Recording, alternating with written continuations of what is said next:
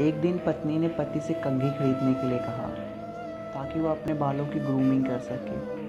पति के पास उसकी कंघी खरीदने के पैसे नहीं थे, तो उसने मना कर दिया और कहा कि मेरे पास अपने घड़ी में पट्टे लगवाने के भी पैसे नहीं हैं। उसकी पत्नी यह सुनकर के चुप हो गई। अगले दिन जब वह काम पर जा रहा था तो वह अपनी घड़ी बेचने के लिए एक घड़ी के दुकान पर गया और उसने वहाँ पर अपनी घड़ी बेच दी ताकि वह अपनी पत्नी के लिए कंघी खरीद सके। और शाम को जब वो कंघी लेकर के घर आया, वह उस कंघी को अपनी पत्नी को देने के लिए बहुत ज़्यादा उत्साहित और खुश था। लेकिन जैसे ही उसने अपनी पत्नी को देखा, वह आश्चर्यचकित रह गया क्योंकि उसकी पत्नी के सिर पर बाल ही नहीं थे। और उसकी पत्नी ने मुस्कुराते हुए कहा कि मैं अपना बाल बेचकर तुम्हारे घड़ी का पट्टा लेकर के आई हूँ।